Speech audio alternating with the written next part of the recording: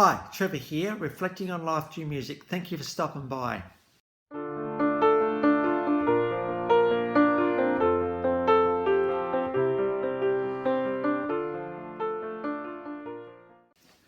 Well, coming again today, you're very, very welcome. How great to see everybody here. I trust you enjoyed my last video on keyboard composing legend Jan Hammer. Of course, he composed the soundtrack to one of the TV shows of the 1980s, Miami Vice. And one of the things I took out of looking at his life, first of all, his approach and unswerving attack on music and making it what it needs to be. We also looked at the concept of a hammer from a philosophical viewpoint, and that is, when it comes to life, we don't want to choke life, that is, holding the hammer in the wrong spot. We actually want to be able to swing from the end where it can have its most impact. So let's go with the flow of life. So I trust you found that one encouraging. Well, we're going from there to 1944 in Wallington, Surrey in the UK. This guy was singing in church choirs at the age of 10, but it's not until he discovered the Les Paul guitar that he was hooked on guitar playing.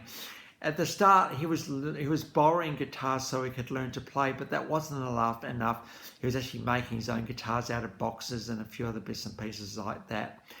The guy we're talking about is Jeff Beck, very, very influential in the scheme of things.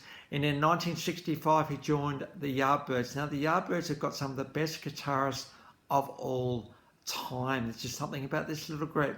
Eric Clapton, of course, one of the best guitarists ever. Jimmy Page, of course, iconic Led Zeppelin guitarist, did the solo in Stairway to Heaven.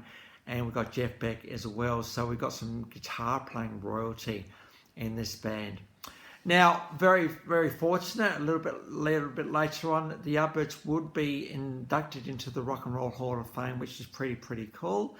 But here we've got a live version of Heart Full of Soul.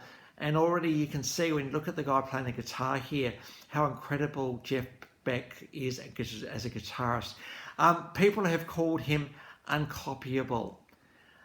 In fact, looking at number one, one of the most influential lead guitarists of all time, and Rolling Stone put him at number 5 of one of the best guitarists of all time. So here we go. We're talking about a guy known for his sustained notes, his ability to do lyrical solos. Lyrical being, we're not going all over the place with just so many notes. We're actually getting a beautiful blend of sustain and long notes and melody in there to be able to just whisk you away to another place. He wasn't just a lead guitarist, he was the lead guitar. Him and the guitar were one. And it's amazing to think that such talent exists, but Jeff Beck is an absolute legend when it comes to guitar playing. So we've got to have a live version of him from his Yardbird days. 1966, he started to embark on a bit of a solo career, recording Beck's Bolero. Now, Bolero, we're talking Maurice Ravel, that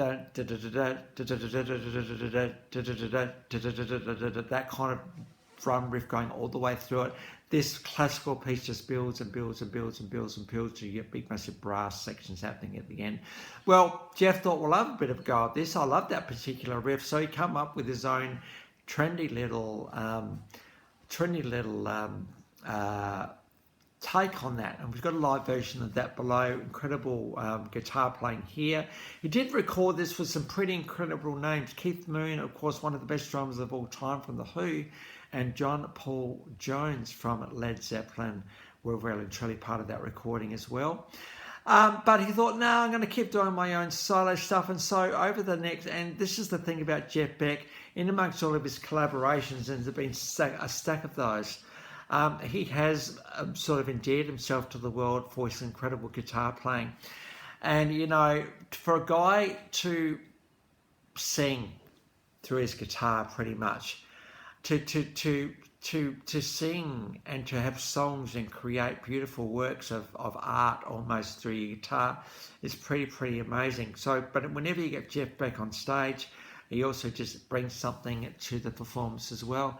And David Bowie certainly found that out in 1973, and we've got a live version of David with Jeff Beck singing the classic Genie. So we've got a live version of there.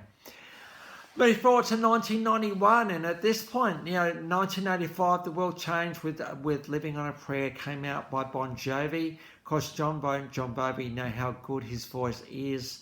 And it was announced in 1991, the movie Blaze of Glory came out, and of course, John, who'd already had a few sort of country rock-based songs, was just the guy to come out with Blaze of Glory. Now that incredible slide guitaring that you hear at the start of the one, and also the lead guitar solo, Jeff Beck.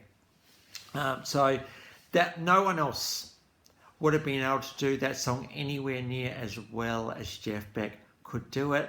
And so slide guitar is not that easy, but Jeff Beck absolutely brought that song to the world, and because of his guitar playing and John's voice, that song went to #1. We got a live version here from the Oscars in 1991, so it's good to see that the song got an Academy Award nod as well. Move forward a little before that, we got Too Much to Lose. Now, get the name of, so we've got a live version below, get who is on stage with this guy. We got Jan Hammer. Now, we talked at Jan last time, which was pretty cool, because Jan and Jeff Beck had a bit of a relationship, and in the Jan Hammer video, I did find a clip of those two playing together, pretty well maximising and copying each other with the lead.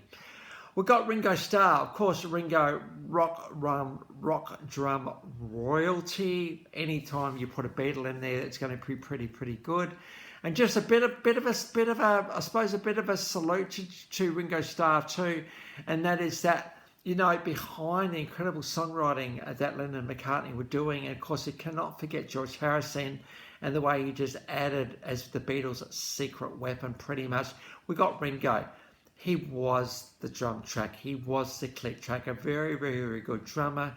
You think of songs like Come Together. There's so much intricate, beautiful stuff going on there. And he's just sitting back up there on his little platform doing what he did. So Ringo Starr's on drums. Then we got David Gilmour. Now, of course, David Gilmour from Pink Floyd. I haven't got to P yet. But I'm sure that when I get there, this song, Comfortably Numb, will get a video all of their own. Because it's considered the best lead guitar solo of all time. David Gilmour, very much in the vein a little bit of Jeff Beck, just with his lyrical, long extended notes. But David Gilmour is not playing guitar here. He's playing bass. Just get your head around that for a second. He is not playing guitar.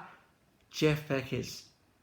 So we got an incredible snapshot in time of four rock legends: Jan Hammer, Ringo Starr, Dave Gilmour, and Jeff Beck. Yeah, that's performing Too Much to Lose, and again, no singing happening here. And so I've got a live version of that. Now, I want to just look at this concept of uncopyable. Now, it was Rick Beato that actually coined that phrase. He's got a pretty amazing channel. Uncopyable. So Jeff said, hey, look, I can just be like everybody else and do what everybody else is doing, but no, I'm going to be completely different to everybody else. But to do that, you've got to have a bit of a personality and a bit of a technique about you. First of all, you've got to be really good. But secondly, you've just got to have a personality to carry it. And you've got to just have the right people in your life to be able to carry it with them. And so if you want to be unique in this world, if you want to be uncopyable, well, find your personality, find the thing that makes you tick. Because we are all unique in this world. You are the only you. I am the only me. Now, this channel isn't a reaction channel, it's a reflection channel. And I don't know if anyone else is doing reflecting out there, but that's all right. I don't need to react. Find out who you are. Find out what makes you tick. Find out what makes you unique, and hold on to those things and just try to run with it, hey? Try to run with it, because we never know what's really going to happen when we run with things. Sometimes it can be difficult being unique. And it can be a bit of a lonely experience at times, but we don't want to change the way. We always got to change a little bit, don't we? But we got to keep the essence of who we are, what makes us who we are. And I think uncopyable is a pretty good phrase for Jeff Beck, and that was, he was uncopyable because this beautiful lyrical sustained note soloing that this guy has done. There will never want to be anyone else quite like him. And unfortunately, in 2023, he did leave us at the age of 78. Six-string warrior was one of the phrases that has been referred to for Jeff Beck. And so let's try to be ourselves. Yes, we do need to conform a little bit to this world. We do. But we cannot go through red traffic lights as an example. You stop at red traffic lights, don't you? But we can always tweak the things that we think we can do well. And if we can have the personality to carry them through, well, we can change the world. And certainly this is what Jeff Beck has done, having the accolades and respect he is absolutely deserved. Number one most influential guitarist of all time. Number 5th best guitarist according to Rolling Stone. 8 Grammy Awards. So there we go. Between 1968 and 2022. Now, I couldn't quite follow Jeff Beck's discography. I'm not sure how many who are with what. There's lots of collaborations with lots of different artists. 17 studio albums, 11 live albums, 3 compilation albums, 4 video albums, 22 singles, estimated to have sold 5 million albums. So in the scheme of things, pretty successful. And so it's good, as always, to come against artists that, for me, myself, did not know much about. But when you start to see how many times this guy has been cited as a musical influence, you've got to give him a go, don't you? Because this channel covers everyone and anyone that we can think of. So the links to those 5 clips are in the description below, and I've also included my last video from Jan Hammer. So if you want to recap on him, feel free. Well, if you've come back for another one of these videos, or this is your first time, the Life Reflections through Music, how great to see everybody here. Really enjoying the engagement we are getting, and please feel free to put a comment below. I love getting comments, and we do respond to comments, absolutely. Well, next time, now I don't know how I'm going to do this one next time, because we're talking about an absolutely iconic, powerful work of art. If you get Orson Welles' War of the Worlds, which everyone thought the world was being invaded, this story, and you put it to music with such an iconic artist as Justin Hayward, David Essex, and a few other guys like that, you got this powerful story of War of the Worlds put to music, enter the world of Jeff Wayne.